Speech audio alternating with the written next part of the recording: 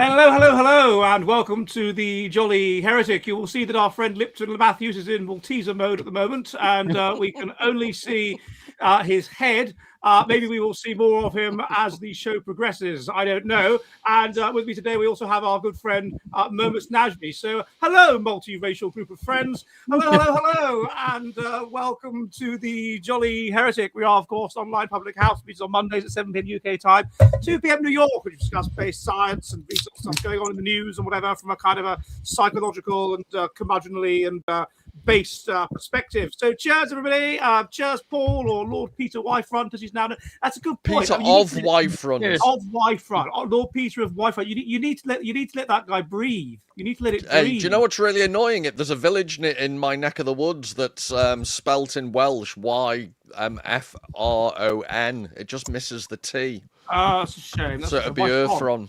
Wyfron. Idwi. No. Wyfron coffee. No. What's from? What's I'm from in Welsh? I can't remember. I don't know. I only live in Wales. You live in Wales. Yaki da. Cheers. Katie. Blue, Saludo, Proust, Prost, and Tervis Sexy, and Slanger, and Slangervar, and welcome to the Jolly Heretic. I trust you've had a stimulating and interesting weekend, and you have done all kinds of stimulating and interesting stuff. And Skoll, if you're, and Proust and Prost, and any word for cheers that any of our viewers have. Down the hatch, resident poet. Cheers, resident poet. Oh yes, remember the poem. Cheers, resident poet. I'll write that down. Cheers, resident poet, and cheers, everybody else, and welcome to the Jolly Heretic. Lipton, could you move up slightly because it's getting a bit silly now. I don't know how this is working, but normally you negative space. If you did art at school, then any good art teacher will tell you that you can't have too much negative space. Bit of negative space, like Momus has or Paul has, yes, but too much negative space. Too much negative space is no good. Now, I'll start off the ball rolling. Lipton, try not to say anything too racist because I want to try and keep this up. I had to take it down last week, so don't say anything bad about black people like you did last week. Now, it seems to me that everyone's going on about Prince Andrew and how Prince Andrew was found squatting over, or whatever it was, on all fours over a young girl. And yes, that's true.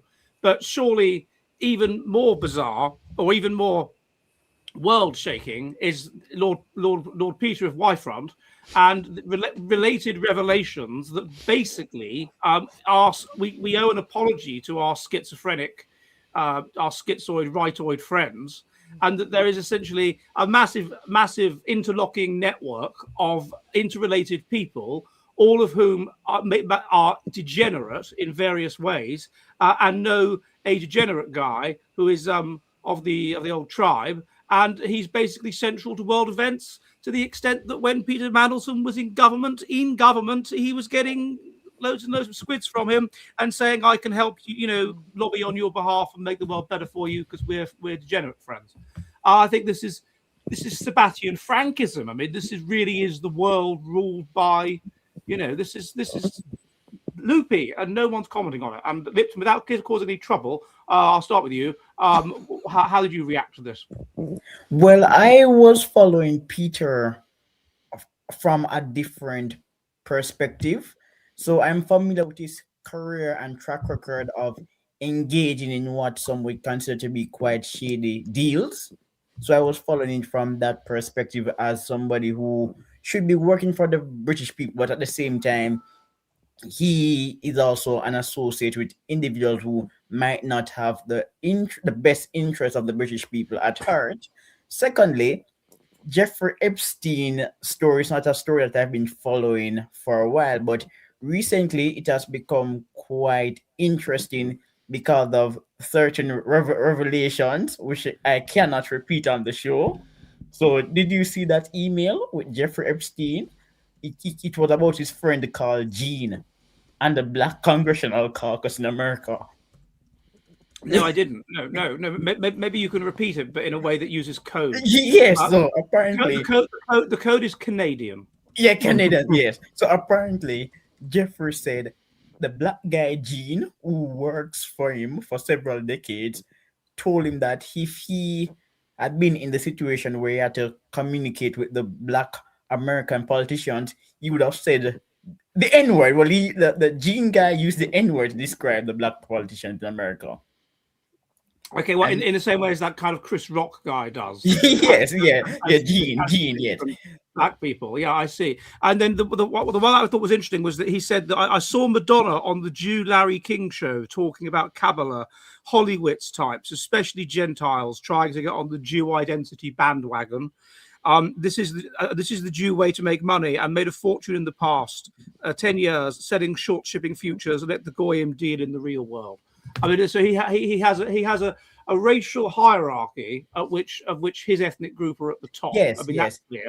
They use that word quite a bit. He did, and he talked about how. Ed, is there any racial group that puts themselves at the bottom of the hierarchy? You white people, whites, surely. Oops. I mean, ask a silly question, Paul. Come on. I mean, the white Christian, upper middle class, educated. Technically, Ed, I'm blue.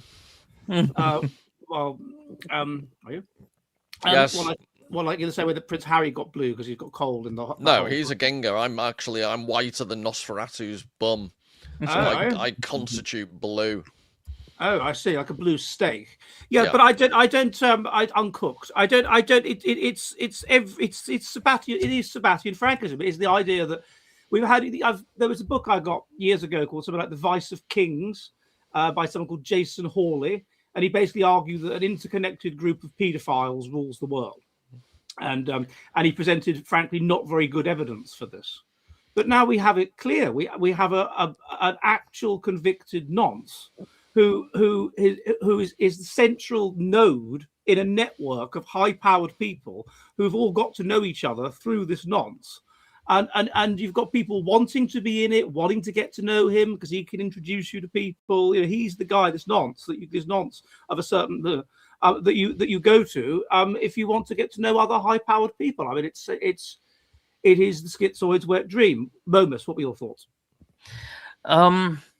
I mean, it's just so weird. Like, it is a cabal of, like, global degenerates. It doesn't matter like where they're from. Obviously, whoever has the more power is controlling it by their special interests and stuff. But it's everyone connected is a degenerate. Like in there, it's so huge. You don't even know what to make of it at this time. Like, 'cause there's so much interconnectivity of these people and how they are in every government and how they are like influencing, him like representing Rothschilds and like stuff like that. Like, there's so much in there. I'm not surprised that the Trump administration took this much time to release what they have released now, and also redacted a lot of information, because there's so much in there that you can't make head and tails out of it right now. It's just, but it proves all the many of the conspiracy theories right, or maybe not the conspiracy theories itself, but the conspiracy instincts. Maybe that was right, that there was something. And I don't know how we get to the bottom of it. I don't know who catches whom, who makes whom accountable. Like, how do we actually make things right over here? It's just Lord insane. Peter of Wyfront was very good at getting to the bottom of things. Was he? He was, yes. Good point. Yes, good point. Good point. He was. He. And that's another thing as well, like about the level of degeneracy. Who would stand there in front of a random woman in their pants? Yeah, I don't know who would, Ed. I don't know. I wouldn't. Like, normally, who would be caught in a private toilet cubicle in a Liverpool pub and was photographed by someone who now has compromat on them, Ed? Yeah, well, that was still a black, wasn't it? But she was sent out as a high class whore, but I saw through her. But it's you wouldn't do that. So that shows you, that tells that itself there's an insight into the level of intimacy involved here and the level of degeneracy involved here, that it's perfectly acceptable with some random girl for this guy. So and so for him to also, like, did he know he was being photographed? I mean, doesn't it occur to these people that the photographs might leak? Doesn't it occur to them that any of this stuff could leak? Obviously not. But that's a really good thing, right? Because they're so blazing about it. Like, they don't care. They know they're that powerful. Or except Momus, it was camered up, wasn't it? The whole environment, like Big Brother. so it may not have been obvious he was being photographed. But like Oh, that's- sending emails, like emails can be tracked and stuff. They knew that they'll be fine in a way, because they will have ultimate control or whatever. Who's going to make them accountable? Maybe. What I like find that. interesting, because I'm not one of these conspiracy theorists like Ed is, but it does interest me that given everything we already knew about Lord Peter of Whitefront, Starmer still appointed him as ambassador. So there are two options there. The Secret Services told him and Starmer still did it, or the Secret Services didn't know all about Mandelson, which means they're incompetent. So, and that begs the question, so if he made him ambassador knowing full well all of this stuff, just hoping it didn't get out, does that mean Lord Peter of Whitefront had compromise on Starmer? Yes. Must do. Because otherwise, Surely, who in their right mind would have appointed him unless it was leveraged by Lord Peter of Whitefront? because he'd already been sacked, hadn't he? He'd already been sacked at the end of. Was it something under the Blair government? He There was some sacked reason twice. Yeah, Yes. he was sacked, and then I think Twice. he was twice. Yeah, and then I think he was sacked again, and it was during the second second Twice round. means once again, Ed. Yes, I know. And and thrice means once again, and then he was it was when he was in the second time, which is 2009 under Brown, that he was lobbying basically on behalf of Jeffrey Epstein to reduce tax on bankers or financiers or whatever it was. So he's utterly corrupt, and Starmer knows that he's utterly corrupt. So Yeah, I know. So why did he still do it? Which is an interesting question. Right, and yet we know that there's these questions out there surrounding, Starmer and Ukrainian rent boys. That's defamatory. Stop it. Which was not. They are definitely Ukrainian rent boys, and they definitely have done things to his old house and his car. Yeah. And one wonders why the former house of the Prime Minister and the former car or whatever it was of the Prime Minister would be attacked in this way. The Labour Party official line is that it was a Groniad typo and they are Ukrainian tent boys. They are active in the camping community, so stop your terrible illusions, Ed. They are Lent boys. I have a question. Jeffrey Epstein was a powerful man with sensitive information, yet he was imprisoned. This is a question that people are not asking. Why did he go to prison? Did he offend anybody who is quite rich and powerful? That's my argument. Jeffrey was only sentenced because he offended somebody. Who is the person? I think so. The other thing as well is like Jeffrey Epstein died, right? But it's not as if they have disbanded. It's still going on, right? Like they were still pressuring on to each other. Mendelsohn is still going over there, whatever he has on Starmer or whatever they have. So I think so. It shows Epstein wasn't the main player, anyways. Exactly He my was point. just a front man, right? Like he was front man. Even if he died, the cabal hasn't like disintegrated because he's dead.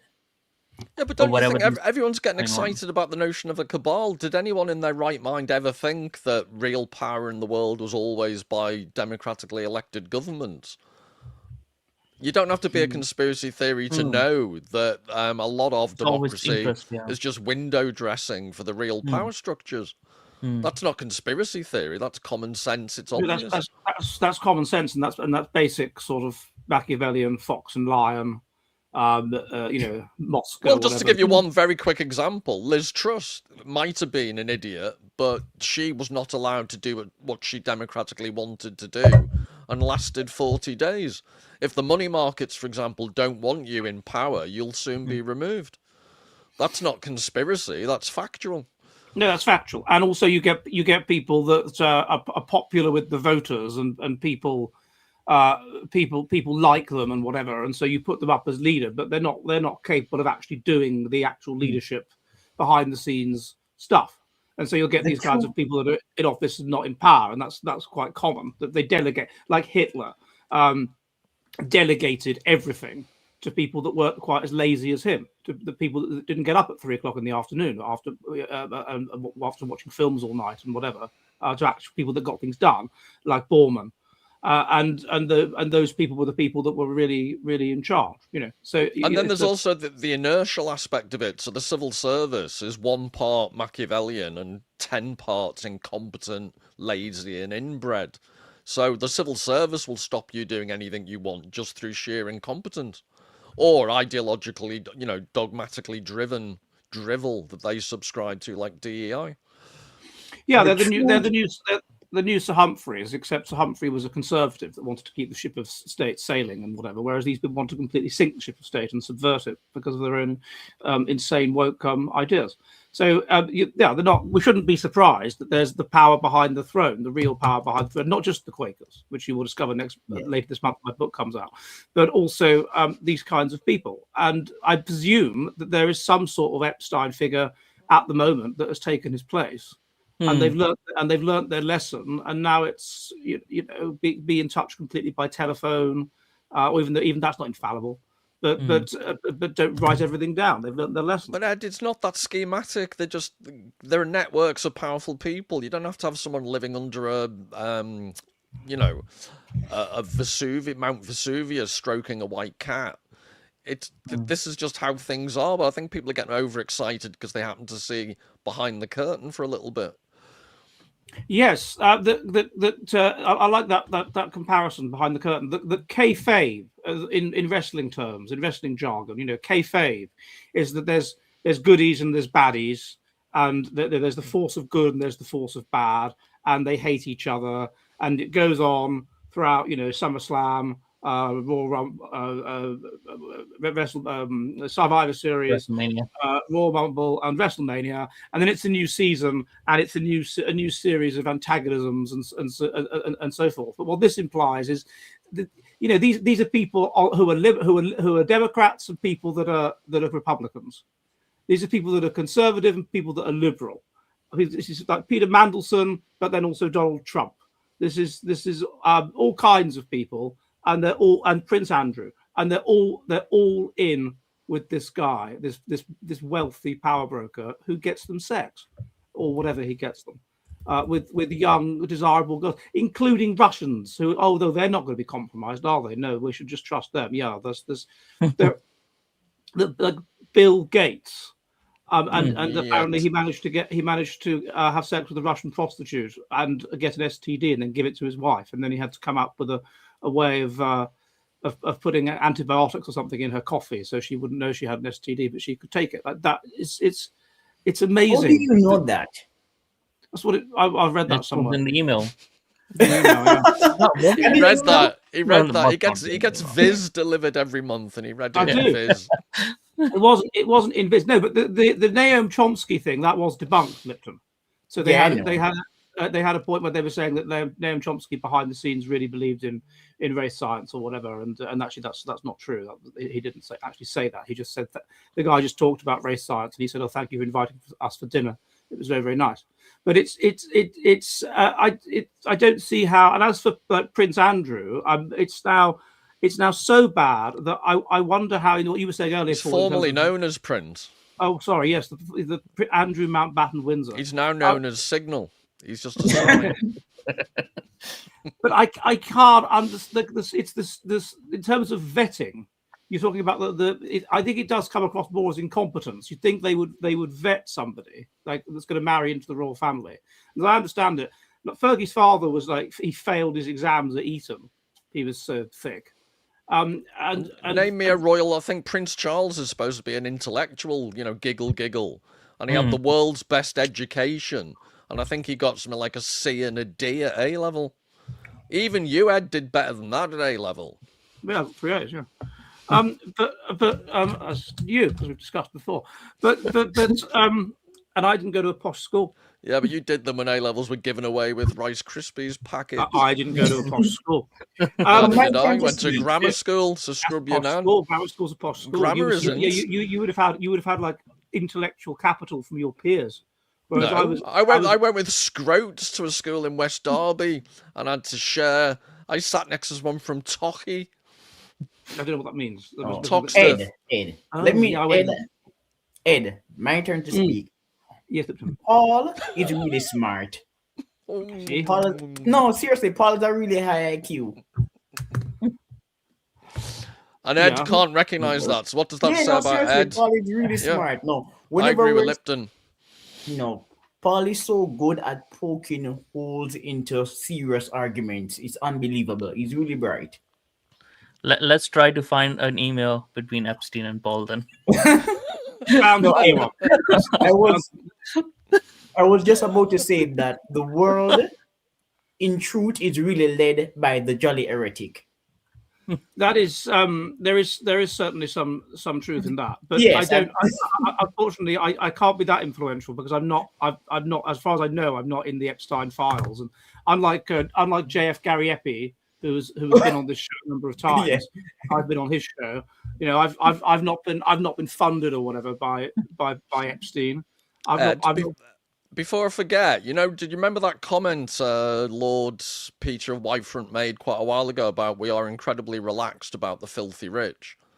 Mm-hmm. Don't you think there's a metaphorical comparison with Labour being incredibly relaxed about the filthy perverts with the grooming gangs and so on? And I just wish, Mandelson's had his comeuppance. I just wish all those Labour apparatchiks who are still covering it all up eventually get their comeuppance in a similar way. Yes, I hope they all get revealed photographs of them in their Y-fronts. That'll show them the collaborators. But I don't. It's just after this, I just wonder how any sensible person can trust anybody in this elite class ever again. But unfortunately, we always do because we almost have no choice but to do so because we're pack animals. And I think we've reached a tipping point. So think of what's his name. The fact that Starmer has a knighthood. I think that the elites have overreached themselves at certain points, and no one can take the honours system seriously when you have to say Sir, Keir, Granny Harmer. It's ridiculous. No, and that woman that reported the Queen's lady in waiting for racism. Or yes, because she said, "Where are you from?" The pretend Fulani lady. Yeah, Well, she said, "Where are you from?" And she was recently given some kind of honour as well. And so, the people that would have got honours in Victorian times or whatever, those people that do those same things, important things, they don't really get honours. And the people that it's nonsense and woke stuff and whatever, they get honours. So the honours system is meaningless at this point. The system of patronage, you don't take it seriously. So if someone's a lord, that used to mean something when there weren't many lords and when, they'd done something significant. It used to be that to get a peerage, you had to be kind of either a prime minister or a high up cabinet minister at the very least. But now they just give every ex-cabinet minister and quite a load of other pointless people. It used to be the case, for example, you had to know something about football or have been an ex-player to be a football commentator. Now you just have to be female. Yeah, I was going to say that, but thank you for saying it for me. Well, no, I feel really, I am not as misogynistic as Ed at all. I'm actually a massive women's rights person, but it is just qualitatively different. You have female commentators in cricket, for example, who've never ever faced 100-mile ball whizzing past their face. So who the hell are they to comment as if they know what's going on? And female football is completely different sport to male football. So, but they're given this so-called expertise they just don't have. It's like disgraceful. It's like people who run finance channels on YouTube, but they have never managed a business and they didn't study finance in school, but people listen to them. Yes, like that. But they might know a bit about it though. They might have some. They might have studied it and like stuff like that. Might be investing and stuff and. Yeah, I don't know. I think so. Like people keep on believing in these elites and stuff. I think so because of what I was saying before as well. Like it's so big that normal people cannot get their heads around it, so they will just ignore all of it. That it has happened. They will not peer through the curtain, right? They will be like, okay, it's not for me. and they will keep on believing whatever lies are being told to them because it's just so much easier. They can just go on, live their lives, go to their jobs and whatever they're doing. We can't change anything anyway, so why even try? I think Do you that's think why that? people keep on Do you think that's believing in true these beliefs. of the grooming gangs, Momus, and the Islamic growth in the country and stuff like that? They just can't believe it, so they don't want to talk I about think so. A lot of people, like recently, was it Sunday? I went on Talk TV. They asked me to come on to talk about something, and then they obviously changed the subject on me when I was actually there. And this guy, he was talking about how Islam and Islamism is different, right? Like, oh, you can't mean like all Muslims are bad or all Muslims believe in blah blah, blah stuff like that. And and he then asked, like, he challenged me, like, oh, do you think you know more than people who say that they are Muslim? And I told him, like, well, I know more than you. So, you are talking about Islam and how Islam is different from Islamism, but you don't know anything about Islam. But you are parroting these viewpoints, right? And what I think is a lot of people, I've seen them. The reason why I'm telling you is because a lot of people say that, oh, but this is not Islam. This is radical Islam. Is different from Islam, because I think so. It's a comfort thing for them, so they don't have to actually face the truth. And a lot of people build these lies and believe in these lies, like Islam is a religion of peace. Oh, those grooming gangs, yeah, it was just like in little pockets and stuff like that. Or, oh, those girls were deserving of it because they were promiscuous, or stuff like that. So they will bring up these lies sort of in their own head to bring comfort to themselves, so they don't have to face the actual dark reality of human nature at times. That people can actually be bad, people can actually do bad things. There could be a network of evil people working together, not necessarily evil as well, just bad faith actors who have their own interests at heart, and they don't believe in anything higher or whatever it might be. I think so it's a comfort thing for people. They can just ignore it.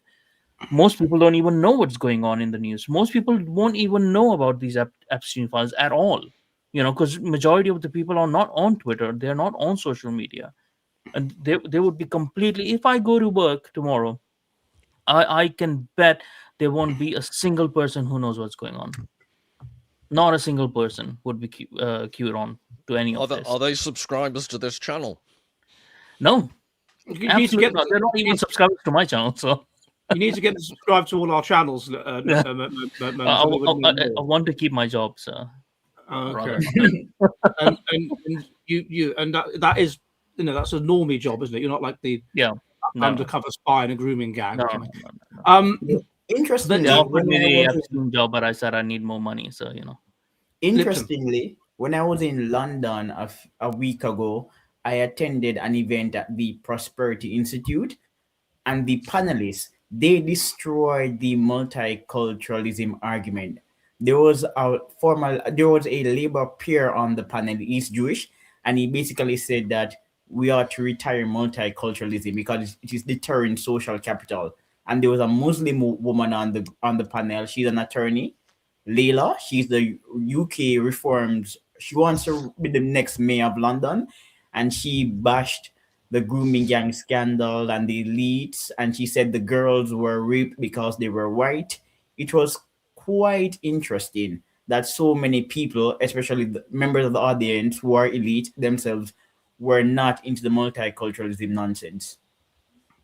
Well, it's basically interfering with growth, isn't it? With economic growth. How can it be? It's not improving economic growth.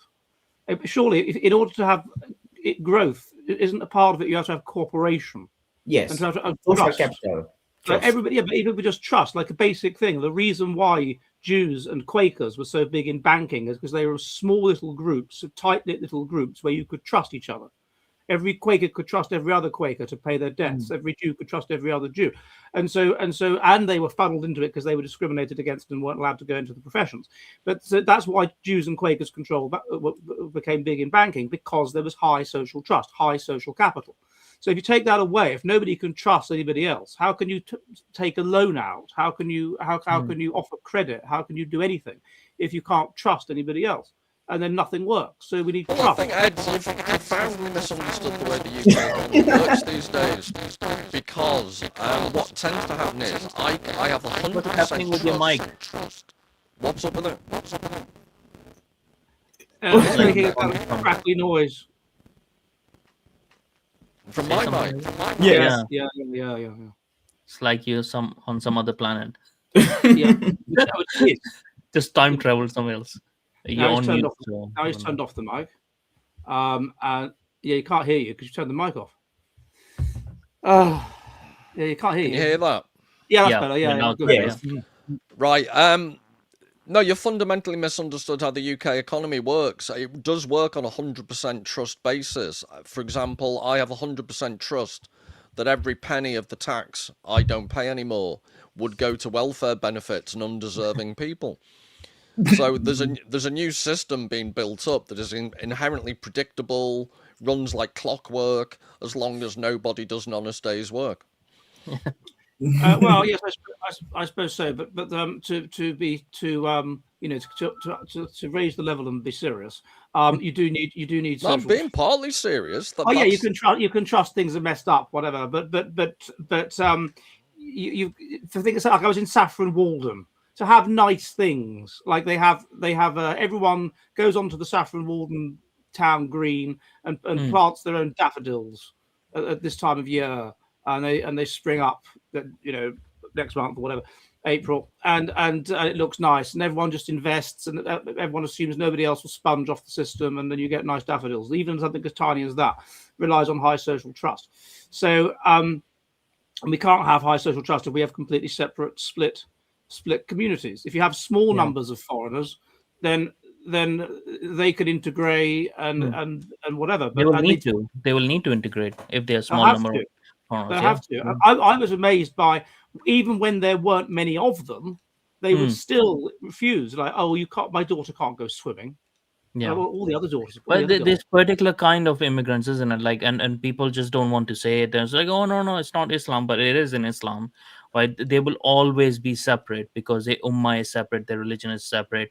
They can't eat in the same plates as the other people because you're impure. They can't drink in the same glasses. Like, everything for them has to be separate because for them you're impure, right? So they already are creating these barriers, and maybe some of them will be moderate in a way that they don't believe in it, but why are you sacrificing your whole culture and your whole society for some of them who don't really belong here anyway? So, why are you accommodating your own decline? So this is what I really don't understand. I never understood what was going on, like with girls. So when I was at my 6th or 7th birthday party, I invited various Muslim friends like Yusuf and Saad and Salman, and they came. But Saadia, who I fancied, did for some reason didn't come. I couldn't understand it, and thinking about it now, it was probably because it was a boy's birthday party, and her father said, "No, a boy's birthday party is haram." I'm confused now because I think he was an eminently sensible man. I wouldn't send my daughter to Ed's house. It's when I was 7 years old, Paul. Bad example. Even if you're I didn't have like a Jeffrey Epstein. All right. Can I apologise, Ed? You were a physically weak pervert at that age. Yeah, at 7, I was. I'd need a bigger stick to beat you off.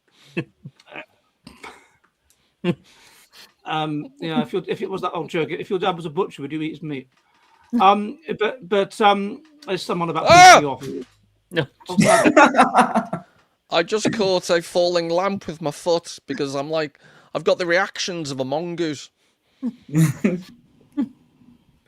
God, everything's okay. Don't worry. So I was concerned there was a ghost. It made Harry Hardio 27270 jump. The problem now is I've got my foot outstretched, but I don't know how to bend down and pick up the lamp because if I move my foot, the lamp will fall. Yeah. I admire the way that you've put effort into lighting and so forth. I didn't know you'd done that. I just thought you were in a well lit room. No, I'm a professional, Ed. In the ceiling.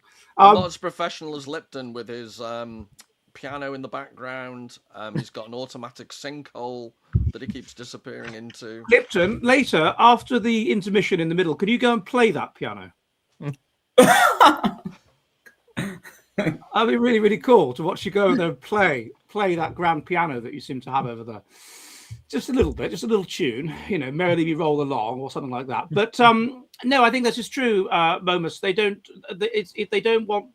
It's such a ridiculous thing that we have done as a nation over the last 40 years, particularly, to allow the huge growth. Like I've just done this documentary on Birmingham, and there's whole areas, Sparbrook, Spar Hill, whatever, and almost everybody is Muslim, and there's a few Sikhs, and they're not actually that. I mean, one of the things that stuck out at me was that I went. You go to a Hindu temple, they're like, come in. You go to a Gurdwara, come in, have some food. But if you go to a mosque, sometimes come in, but sometimes, well, what's your game? What do you want? Why they're not friendly? Because they're a close community. Like they don't see you as anyone who's a non-Muslim doesn't really have human rights to them. This is why in the grooming gangs and stuff, they were able to do that. It wasn't just because they were white. Like, there is some thing about like they fancy white people more anyways. That's something else. But they do that in their own home countries to Hindus, to Christians, and their own ethnicity, right? So it's not just racially, it's actually religiously motivated, that they are taught this from birth, that anyone who's non-human, non-Muslim, basically is a non-human to them. They don't have the right unless they accept Allah. So that's how they treat it. And people cannot get their head around it, because obviously in the West, especially in Britain and stuff, people don't have that mentality. People don't think like this anymore.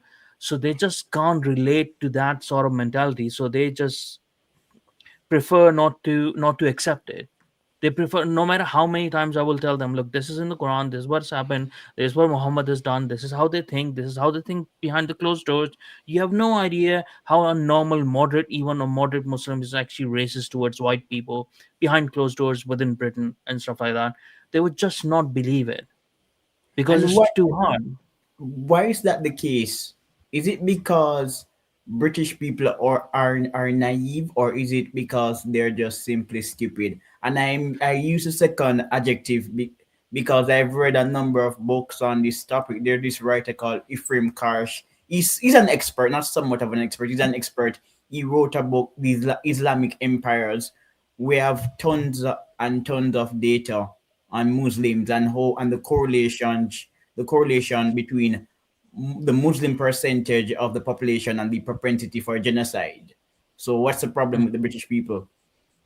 I don't think so. It's like that British people are stupid, or any other Westerners are stupid and stuff. And it's not even like that they're too liberal or stuff, which is a problem. It's the same thing as like you cannot really understand the mind of a serial killer, right? So you cannot relate to that serial killer. So even if someone is telling you what the serial killer thinks and does, you just can't relate to it, or Momus, you can't accept what Paul actually does in his spare time, because Momus, that was a ignore him. That was a very ecumenical metaphor you chose to use. Yeah. I won't get you in any trouble whatsoever. I was gonna say, we have an insight into the mind here on the Jolly Heresy. It is that serious though, isn't it? Because it's such a it's that sort of mentality that you can't relate to. It's not what normal human beings are supposed to be like. For over years, there hasn't been that much exposure of normal Westerners with Muslims as well, as in living together. Something must have changed, because if you go back to the beginning of the Raj, then the East India Company, you had people like, there was this guy, Lieutenant Colonel Fitzpatrick, his name was, and at that time the upper class of Northern India was all Muslim, and he married the daughter of the Prime Minister of Hyderabad. He converted to Islam and he wore clothes and smoked a hookah, but a lot of these relationships that were that was in the Epstein files. A lot of these relationships that were that have created Anglo-Indians that were between British men and Indian women were Muslims. They were Muslim women. Because that was the sort of slightly higher class that we were more likely to interact with, whereas we saw the Hindus as heathens, The Hindus like ate with their hands and, Hmm. and believed in multiple gods and things like that. So something must have changed in 400 years. Why? What do you think For has gone that on? specific region, like I mean, for that specific region, in other areas of the Islamic world, in the Arabs and stuff like that, till they got the oil and like became rich, they were way worse. I guess like over the years they also assimilated within India, like the Mughals and stuff, like they assimilated with Hindus and stuff, and they sort of moderated the people. People were well off for a very long time. So when in Islamic societies, if you see when they're prosperous, they're very moderate. They're not that religiously, extremist. It's when the chips are down, and you can see that like when Pakistan has gone down the route, especially Pakistan, when they become poorer and poorer, they are producing more and more extremist people from them. And also the kind of people that are coming over here in Britain are not the best people of Pakistan. They're not intellectually superior. They're really intellectually, low. They don't have that many good skills, and they are sort of kind of people who won't even integrate into the Pakistani metropolitan cities, right? So it's hard to generalize, because those people that you're talking about would have been there, like, upper echelon of people who are intermingling, who are like more anglicized, right? Hmm. They would be a bit different. They would be like the Leila Cunningham of this era, right? So yeah, you're marrying a Muslim, but are you really marrying a Muslim? Right? That sort of a thing. They would have different attitudes to the people who are lower class, who really believe in their religion, like in extremist forms and stuff. So we are getting those sort of people more, I think. So that's why there's a problem. Momus, is it true you used to work for the Islamabad Tourist Board? Yes, exclusively. Yeah, they did. But Momos. no, but then, I have a it's you, question for Momos. mm, Yeah, so Momos, engineers are smart people. It's a G-loaded subject. Interestingly, in Islamic movements, engineers are likely to occupy leadership roles when they are terrorists. Many Islamic leaders who are radical are also intelligent and upper class, and there isn't a link between terrorism and poverty. Many terrorists are not poor people. So no, why that's is like there a woke subset? people. That's like sorry. Let me just. Yeah, Yeah, why is I there a think so that section of elite Muslims who are also radical? I think so. Like, obviously, because it's control. You can control people more with religion, right? So obviously, the elites will use religious, sentiments to like, control other people. That's why the elites use that. But I think so. There's also a misconception of like that engineers are intelligent people. It's like engineers who create things are intelligent people. Engineers who are doing degrees or whatever, knowing about physics and stuff, and just following like manuals and just working in factories or whatever like that, are they really that intelligent? Can we actually equate them? There's nothing. Pakistan is not innovating anything, right? It's not as if like their engineers are Elon Musk or stuff like that. They're just working their jobs, like, so there's how much intelligent they actually are, so Can I give an answer, Lipton? Like, surely the people that lead extremist movements, right, tend to the people that are attracted to extremist movements are often not very intelligent, and the Yeah. people that lead extremist movements, they're often, I would argue, like intelligent, like optimally a combination of intelligence and like certain dark triad traits, aren't they? So if you think about the leaders of the far right or the leaders of the far left, they're obviously intelligent and they have dark triad traits, and they attract people that are both mentally ill and who want simple answers because they're not very bright. So I think it makes sense that the leaders of things like Al Shabaab or Al Qaeda. I think the current leader, or was it the last leader of Al Qaeda? He was a medical doctor, for example. hmm, I don't think that's a contradiction. I think this is what you'd expect. Um, Was but that uh, so it but was easier for him to chop people's hands off? exactly, no yeah, way yeah, to stop them. he had. If he was an engineer, he had. Or if it was a doctor, he knew how to do it from his medical stuff. And if he was an engineer, he had like the spatial intelligence to Hmm, get it in the right place, rather yeah. than just chop the fingers off or the winkle. So this is it. Okay, we're about halfway through. So to those of you, hello, and welcome to the Jolly Heretic. We are an online public house. We meet on Mondays at 7 p.m. UK time, 2 p.m. New York, which discuss what's going on in the news from a sort of a based, interesting perspective. If you're new, would you please subscribe? Could you subscribe here on YouTube and subscribe on leave a comment and a like and a share and the bell and all that for the algorithm.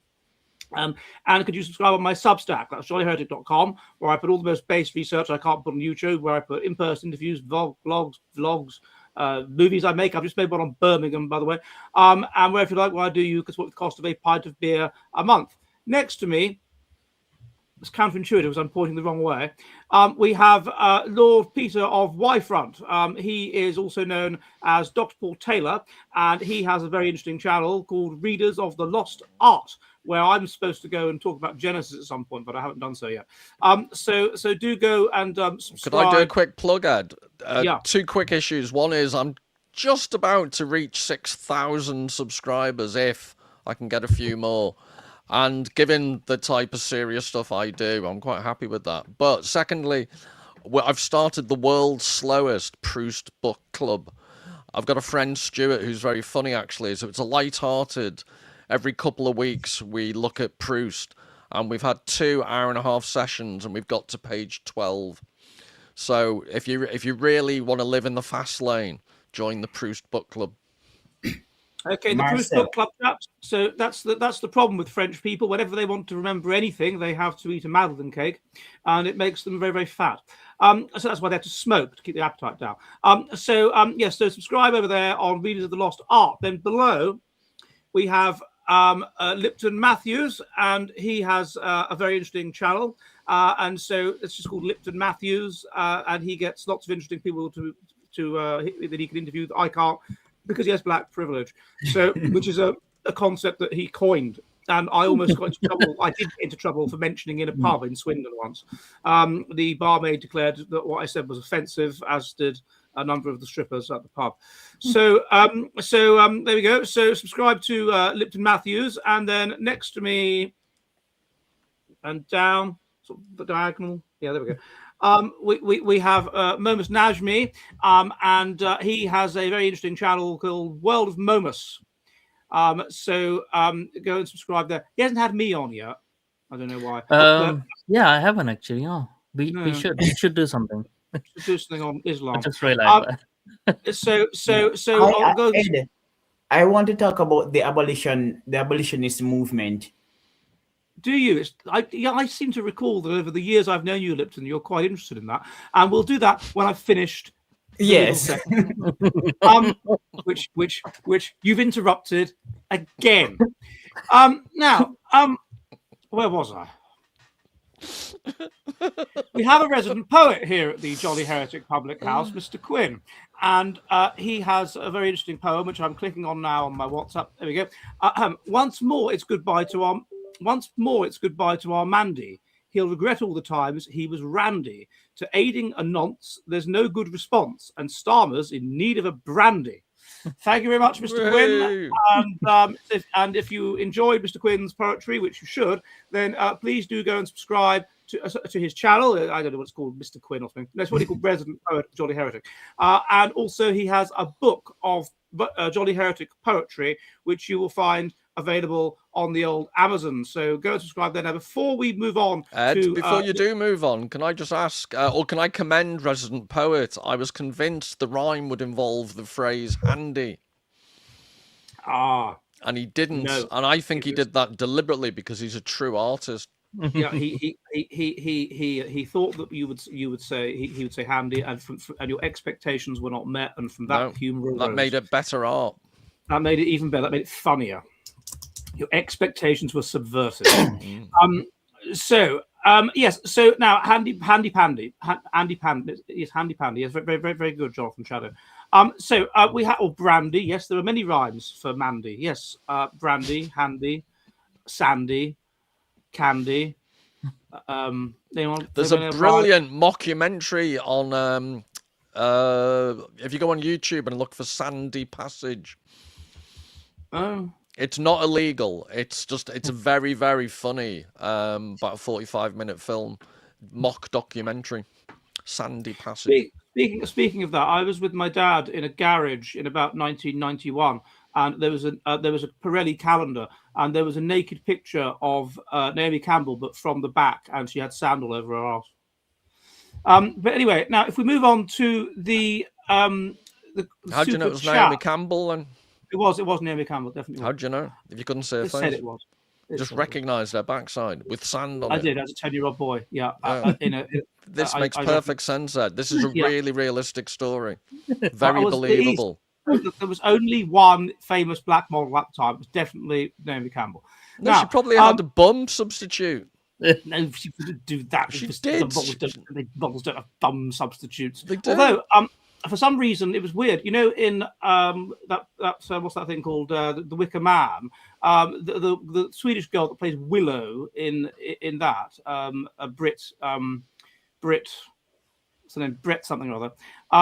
She had an arse substitute, but not a breast substitute. She was happy to have her breast out, but not her arse. Whereas I was weird because I thought that for women, you know, the nipples are the holy of holies. That she'd get someone to, but no, she was Britt Eklund. That's her name. She had an arse substitute. Right now, Stefan Vermaak says autumn harvest.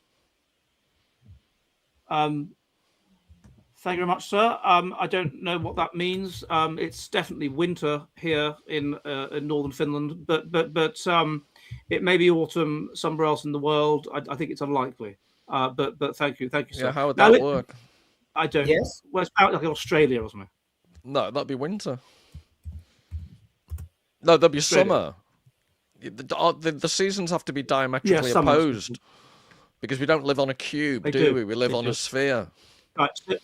So if it was spring here, which it soon is, then it would be autumn in Oz. Australia. Yeah, but it wouldn't be. It wouldn't be like halfway at the equator, would it? It would be coming into autumn in Australia, perhaps in parts of Australia. Yeah, but you get my point about being diametrically opposed because we're a sphere. No. Yes, listen. yes. Right, Northern Australia is going to have a different. It's going to be different from Southern Australia, isn't it? It's going to be colder. Yeah, but it's not going to be a whole different season. No, but it could I understand the concept of climate and temperature. For example, autumn begins in Finland, in northern Finland. Quick question, Ed. Do you know the difference in a Ed? Do you know the difference in a square and a sphere? No, because autumn begins in August in Finland, but it begins probably in September or even October in somewhere like Spain. Yeah, no, but Ed, still, that's a question of a month's difference, not a whole bloody half a year. It's not half a year, is it? Because we're moving towards the end of winter. Yeah, but you don't have all these areas of the world with different autumns. You only have two main areas of the world. Autumn is when the leaves go brown and fall off. And they're going to do that in different places according to the climate, aren't they? Yeah, not each month. You won't have a different country of the month that's having autumn, you plonker. Yeah, but you're defining autumn in a different way from me. I'm defining. No, I'm saying the seasons are defined by the fact we live on a sphere and the sun is at a certain angle. You absolute kimono-wearing tosspot. You're failing to understand the fact that the differences in the climate of a country will relate to when autumn starts. But I'm talking about when autumn itself, not when it starts. Of course, it's going to start differently according to what the climate is of the place. No, not 6 months difference. There'll be slight marginal differences. Oh, this is we'll move back to this later, chaps. So in fact, we're going to have a vote on it. If I'm right, say one. If Paul's right, they all simp for you, and most of them can't tie their own shoelaces. Of course, they're going to vote for you. No, Paul is right because Paul is smart. Thank you, Lipton. When we were in Liverpool, Paul gave me £20. Yeah. Yeah, for saying he was smart. This is the time that he's cashing it in. And he didn't give you £20. He gave you £20 as a joke on screen. Yeah, but I never got it back, so I didn't give it him. Not that smart, then, are you? No, Ed, I like Momos as a nice house. No, that's a fake background like yours. No, it's not fake. It looks real. No, it's not. It's not fake. I mean, I know. Yeah, it looks real. Like I like Momo's house, Ed. Lipton Momus lives in an attic. Yeah, it doesn't matter. He's only allowed out on a Monday to do this. Oh, Ed. So Ed, let's talk about the abolitionist movement now. Okay, remember, steady on what you say about black people. Right. All Go. right. So I wrote a short piece today, and I sent it to a right-wing publication, and the thesis is quite simple. Most people these days are not aware that modern and contemporary are two different words. Modernity is referring to an era, the modern era. Contemporary means now.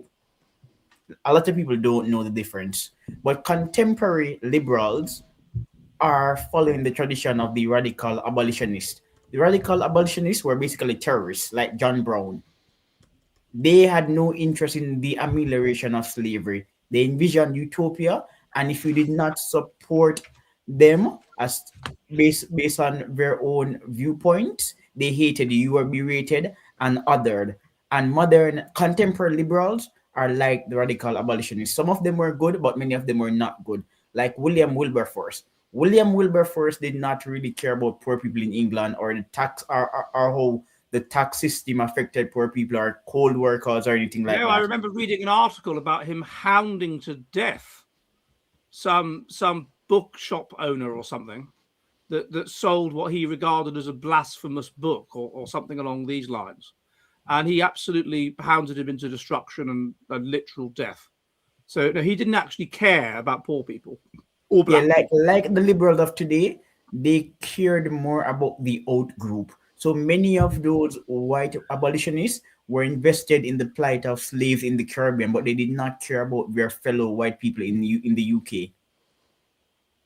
No, because they invest in the out group. I mean, it's got this fascinating thing of this Spanish politician, surnamed something like Madero Gil, who used to be the Spanish Minister of Equalities, and her saying, I welcome replacement, she said. I welcome it. Please come and replace all our horrible right-wing, she used right-wing, racist, scrounging Spanish people.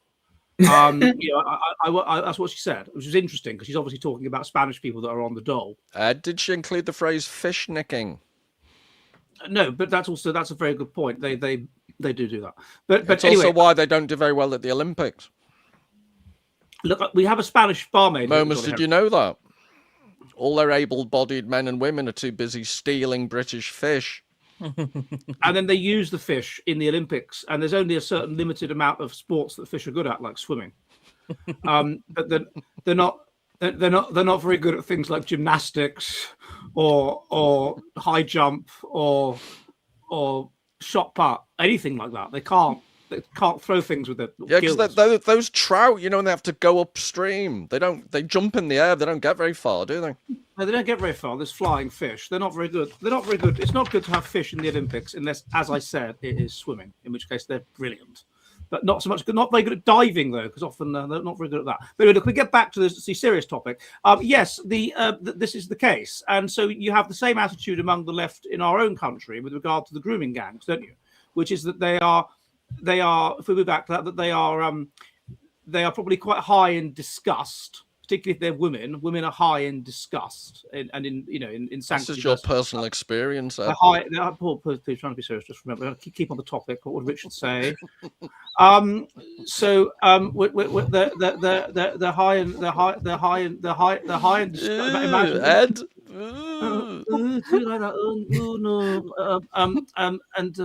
Don't like that. So we've got to be serious here. So yes, Lipton. So and that's correct. They don't genuinely care, and that's why I think we don't talk about this either. Going back to the grooming gangs, I think they really hate them. They see the kinds like that woman. She talked about scroungers. I think the average English middle class woman just sees the kinds of girls that were involved in the grooming gangs as just scum. Mm-hmm. They're the worst kind of white person. Mm. They probably feel the same looking at them as they would feel looking at a bucket of writhing maggots. And it's whereas they can romanticize Pakistanis. Yes. When are you going to run for the office of Prime Minister? I want to be a cabinet minister in the UK. Keep on topic. Okay. You've got more chance of getting on The View, Lipton. Yeah, Lipton. We can do frivolity at the end, Lipton. We keep on topic serious. Okay. No, all right. Try this for another few minutes. Yes, this is the case. They hate them. They're disgusted by them, and they just don't care. And I think that it's absolutely awful. Did we look at the collapse of the Labour Party at all, or did we do that last week? I'm trying to remember. I don't think we did. No. So the suggestion is that Sir Keir Starmer, the baby Harmer, the child Harmer, might be on the ropes, and he knows it. And going back to the old Epstein, then perhaps all kinds of malarkey may come out about him, and he'll have to go, and he'll go in May because of the election of reform. But that was the other issue that's come up in the last week. It's the Toryfication of reform. Are you voting reform, Paul? I tend not to vote. I find it just encourages them all. Yeah, but I don't see how you can be a radical party that's going to radically change things when you have in your party a number of the people that are directly responsible for. No, I disagree with that, because I think they're only taking, with the occasional exception, most of the Tories that are defected are the ones that have openly criticised, like Suella Braverman. She criticised the policies that the most Reform voters would be angry about. So there's a rump that I've always thought the Tory party for a good 10, 15 years have been the Lib Dems in disguise. David Cameron was not an old-fashioned Tory. Boris Johnson, and the way he just let the borders go completely haywire, he wasn't a traditional Tory. So the ones that have actually come across, they're going to need competent people. They're going to need people with experience. They're going to need people who can perform in front of a camera. So it'd be daft for them not to accept them. Yeah, but why are they taking people like Zahawi and Nadine Dorris then? I mean, that's just pointless. Then neither have the brains nor nor the appeal with the public. I did say with occasional exception, yeah. Yeah. Yeah, Zahawi was weird. I mean, he basically said, "Make me chancellor, or I'll resign," and so I can just tick it off on the list and say I've been chancellor. I'm the first Iraqi chancellor, and then he almost immediately resigned anyway. I mean, it was absolutely ridiculous what he did. But I just think there's a guide to life. You're all right, Moments, because you don't actually shine your head. But Zahawi, he polishes. Yeah. There's a sheen on his head when he's on camera. It's not. It's remember the good old days, Paul, when you only got to go back to the 80s when blokes that went bald put a lot of effort and a lot of Brill cream into combing it over, and the parting would be sort of there somewhere, and I over. And I had a teacher at school, Mr. Sutton, and sometimes for various reasons we'd have to line up in the playground, like PE or whatever, right? And it would come up in the wind and it would blow like a. we had a psycho teacher at school, and in our school, it was a proper school ed, used to get strapped, corporal punishment, and he'd strap you so hard his comb over would go to the side, so everyone would laugh. And then he'd get someone else out the class and strap them. It was just like a never-ending strapping because people laughed at him on and on forever until he got tired. Until he was so exhausted. At that point, his hair would just flop down. No, that was the best one though, Mr. Sutton. It was great. It was brilliant. And then I don't know at what point, it must have been in the mid-90s. Suddenly, it became fashionable if you were bald to keep your hair really short. But it's never, and it's only that baldness where it's bald on top sort of thing. You still get people if they go bald out the sides, like Dracula. Yeah. Is it because you've got too much testosterone? Probably, yeah. So I don't mean to be personal, but have you got a massively hairy chest? Not that much actually. Not that much. All right. Have you got mid-pelagial hair? Have you got hair on your fingers, Momus? Yeah, I do actually. Yeah. I have hair where I don't want it, and I don't have hair where I do want it. That's a testosterone marker to have hair on mid-pelagial hair. Yeah. That'd be a great name for an 80s romantic pop band. We found that when you controlled for average intelligence of a country, the extent of mid-pelagial hair predicted per capita Nobel Science Prizes. Yes, I read that study. Because it's high testosterone. The Sun published it as no balls, no Nobel. Mid-pelagial hair. Yeah, so hair on the Yeah. it's the second half or whatever you want to call it of your fingers, so below your knuckle. That's your above your knuckle. Sorry, that's your mid-pelagius. And so if you have hair, well, you probably wouldn't at your age. If you have hair on there when you're in your 20s or whatever, then it would it's an indicator of testosterone, and we've got national level data on the extent of that. And androgen. And it's an androgen marker, yeah. So I'm an expert on Ed Dutton's work. I'm an expert. Yeah, I'm more of an expert. Someone has to be. I'm more of an expert on it because it's my work. Not necessarily, Ed. I don't think you read your own work. Lipton actually reads your work. Yes. I don't even write it. There's a factory mill in Pakistan that does that. So Lipton knows a great deal about my work. But because you mentioned well, I studied history, so I'm familiar of the relationship between Pakistan and India. They were once the same people. I'm saying this to point out that in America and some part of the UK, it is widely believed that Indians are really smart. But recently, I was reading a study published by this famous economist, educational psychologist on academic performance in Vietnam, Ethiopia, India, and Peru. And it just reinforced the point that India is a low human capital country with some smart people. Steady on, Lipton. Good. Low human capital, you can use that phrase. Yeah, low human capital. Well, yeah, I mean, the thing is that, as I've explained, Lipton, before, with India, is it's very difficult to compare it to, like, Vietnam because the genetic diversity is so enormous. Yeah, so in India, it's huge. There can be more genetic diversity within one Indian village than there is within Iceland.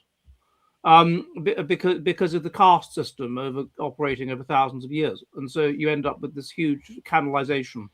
So different ethnic systems as well. Like there's so many different ethnicities within them.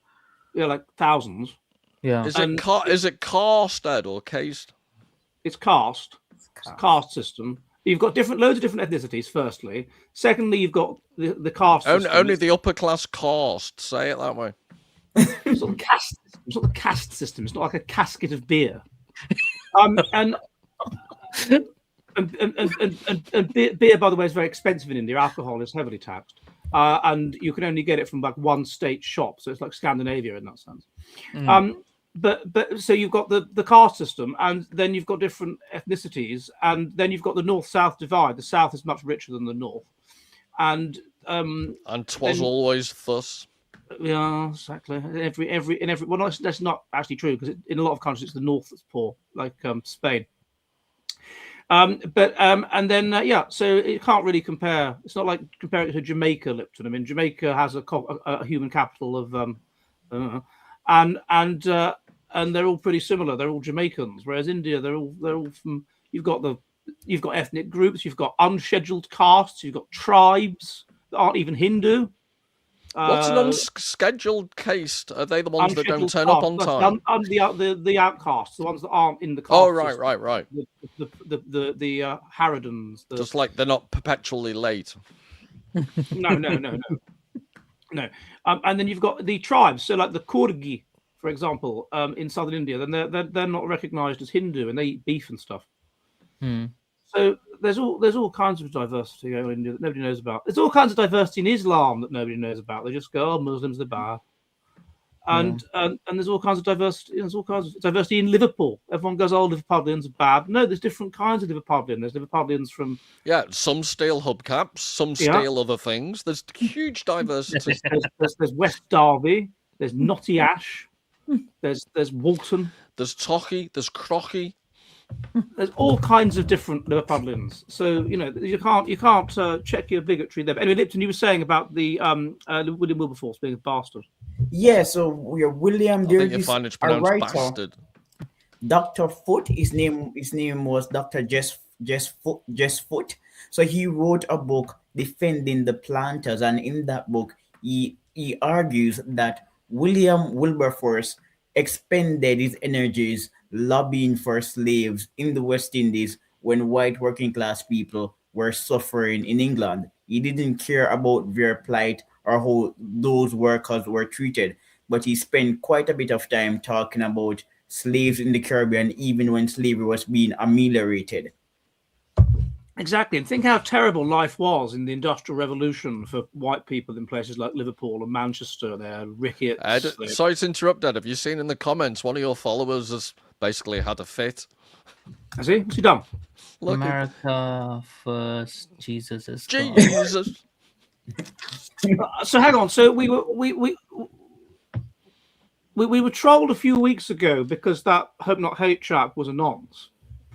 No, I just think that's one of your random followers, Ed, and he's now we're basically he's channeling what goes on your thought process.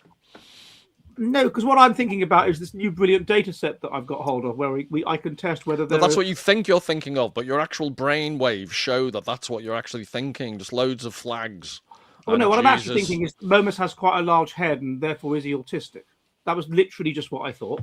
Or he could be smart. Momos, are you short-sighted? Yeah. He's smart. I knew it. Momos is smart. He's short-sighted. He's smart. He's short-sighted, and he's got mid-pelagial hair. So that's genius material. That's intelligence plus testosterone. That's from where original ideas come. From the middle of your knuckles. Kind of. All my ideas come from there. Yeah.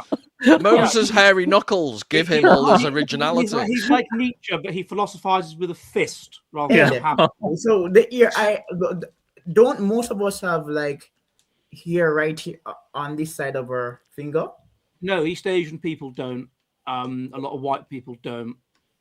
Oh, no. So what are you saying? I have genius level here then. No, but you've got to control for race. So you get some races that are hairier than others because they have Neanderthal admixture, or I don't know quite why it is that South Asians and Arabs are quite hairy. I don't know what the evolutionary reason is for that. But but when you control for that, then you control for like ethnic hairiness. Like the hairy I knew are very hairy. But when you control for that, then it's you control for intelligence within race. It's a marker of testosterone. So there's other reasons for it, but there's other reasons. Baldness, for example, is a marker of testosterone. There's other reasons for it, but it is partly a matter of testosterone. All kinds of things like that. So it doesn't mean that inherently just because you could have a normal amount of finger hair for a man that's like 90% black or whatever, 80% black or whatever you are. So that's why. You could get hair transplants on your knuckles just to make yourself look brighter. Yeah, that would be the new fad. It would make you look more fast, like if you're strategic. Those Halloween fake hands. I think so. I need some investment to open some clinic in Turkey. Well, sort of fake it to make it. I'm not a genius, but if I get I'm intelligent, but I'm not a genius. If I get transplanted hair onto my fingers and my hair shave my hair off, then hopefully the more I do that, I will be. Yeah, that's kind of getting it the wrong way round, isn't it? That's the kind of that's the kind of logic that I would just that a genius wouldn't think with. But I like the idea of that. I like the idea of that.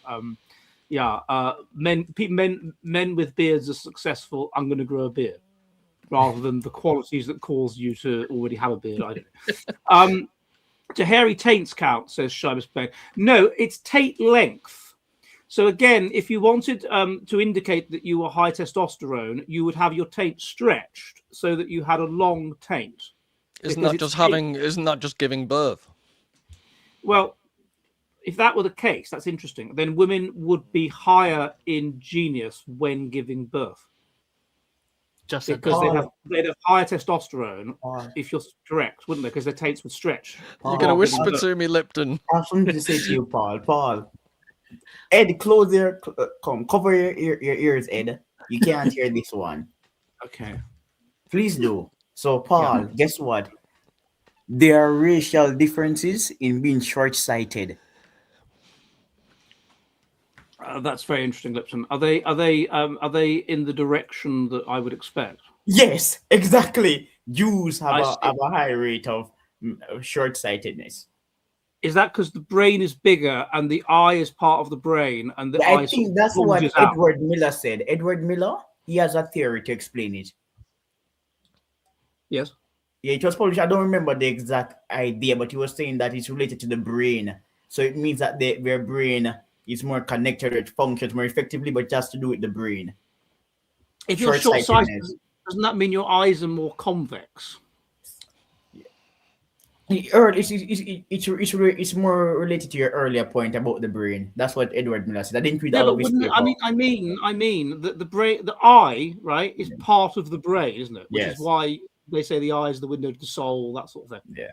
And so, if you've got this big brain because you're so clever, then presumably your eyes are going to bulge out of your head, and you're going to be short-sighted because you're going to have Yes. convex eyes. Yes, exactly. That's Whereas what Ed Miller said.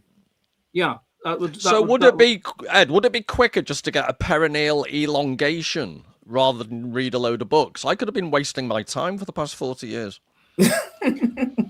I'm thinking how smart frogs are.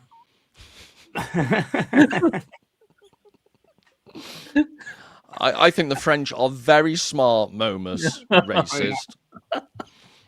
But there are other things that can make you have bulging eyes, though, like, for example, thyroid Well, problems. someone's messed with your perineum. Right. I don't think that it works quite like that. That you just elongate the perineum, and thus the brain gets larger, and thus you become short-sighted. No, I'm exploring this with you because we have to explore this idea. We have to write a novel called Pubic Mice. Read us. Yeah. We have to do a lot of these things. I've also got this idea of writing a series of like Sophie Kinsella, that novelist that died recently. Soapy Kinsella. Sophie Kinsella. And I had the idea of making an Indian version of that, like an Indian chick lit author. I don't think there is one. So there's a gap in the market. And she'd be called Sangeeta Basu. Scrub your nons. It could be called the first novel. Exactly. Yeah. Me and a friend came up with various pun related titles. Every single book will be some kind of pun on Indian food. Every single novel title will be a pun, without exception, on Indian food. Like Death at Hainan, or whatever. There'll be something like that. The Jalfrezi of Delights, or whatever. Right? Bargee on the Nile. Exactly. Anything, any pun. Every single book title will be a pun on Indian food. And it'll be about a young single sort of that girl out of Sex and the City, like that. Except she's from she's a writer and shit, and she's from Calcutta. That's why she's called Basu. She's Bengali. It could be Sex. Hey, Sex in the Sooty, and Yes, it could be yes. a woman being burnt alive, and she has one last go. Having sex. Yeah. Sex in the Anything. Sooty. I want to write that. Sex in the Sooty. People would definitely buy that. Sex in the Sooty. I'll write that down. And so we had this idea, me and a friend, that we would write the novels, obviously, and then we would publish them. They have to be visually published in India, I suppose.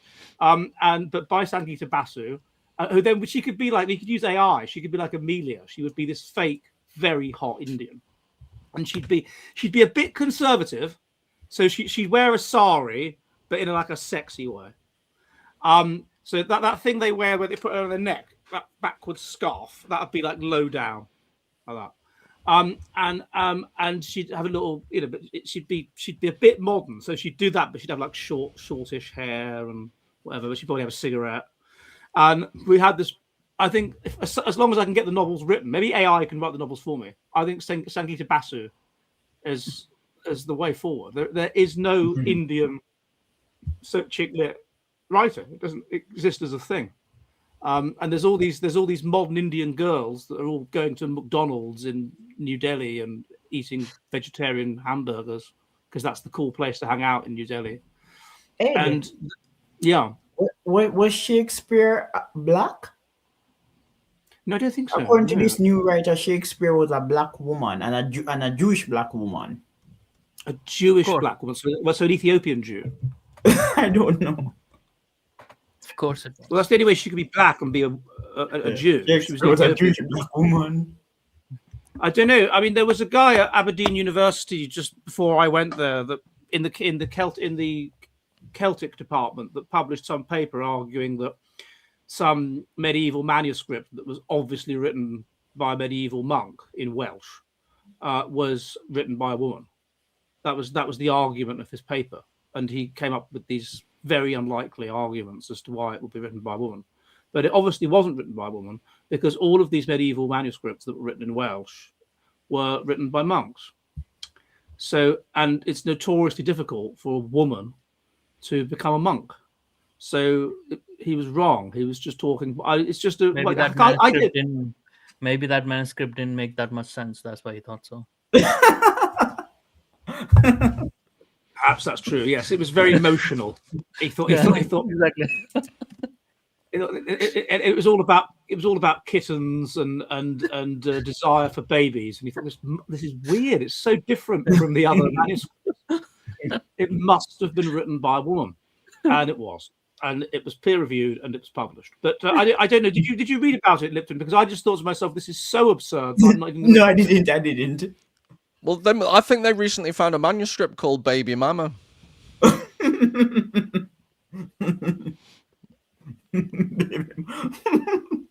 That's really funny.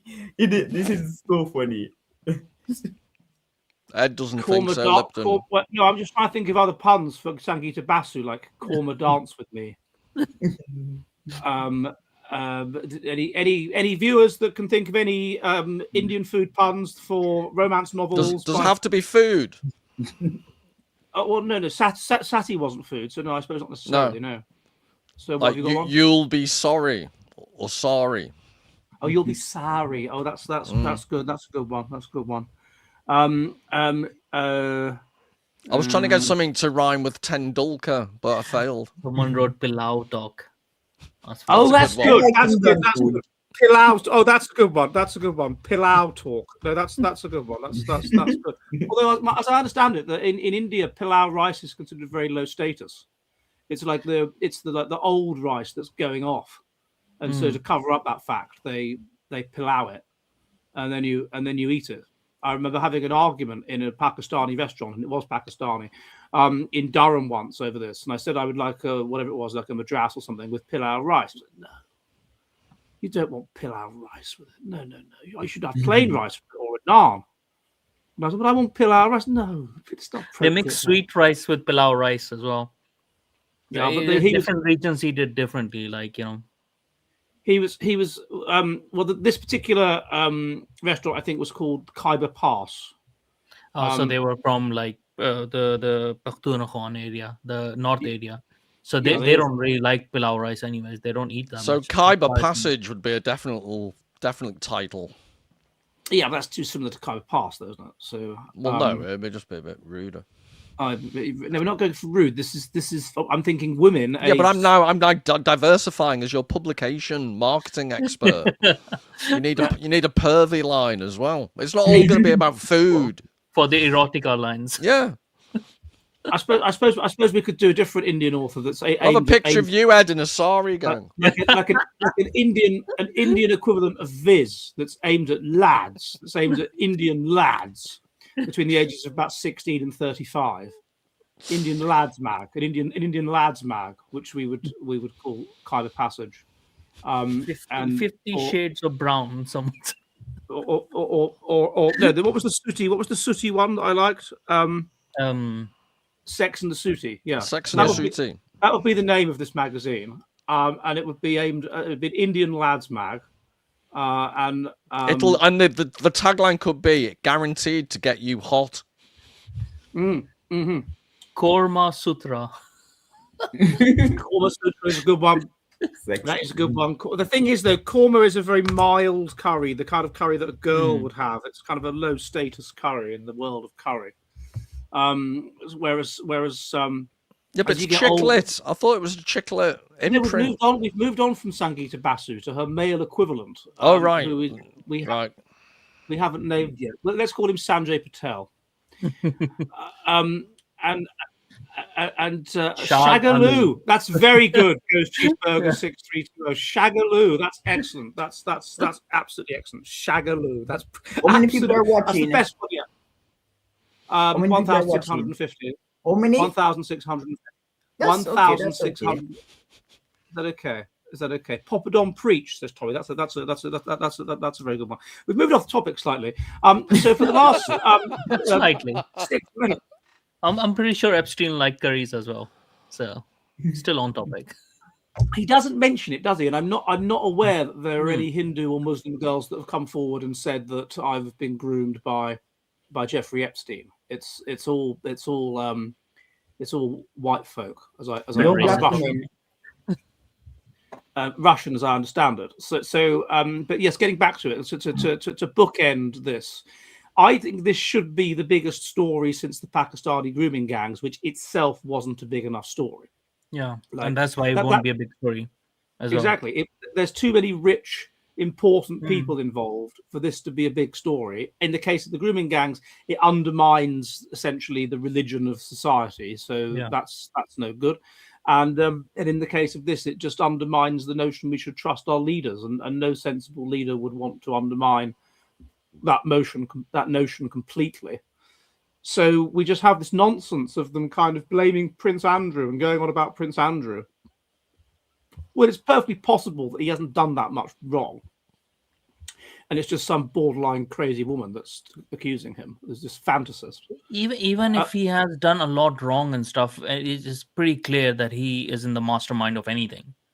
Like, he has no influence. So, he evidently has very low intelligence. Yeah. And I think that's the cruel thing about getting a guy who doesn't have very high IQ, clearly, and putting him in a position of in the public spotlight and so forth all his life. I don't think you're being unfair, because Emily Maitlis proved what an absolute Einstein level of genius she was for outwitting him in that interview. Please don't ruin my whole world perception. No, I'm afraid Emily Maitlis. Oh, what is it, Lipton?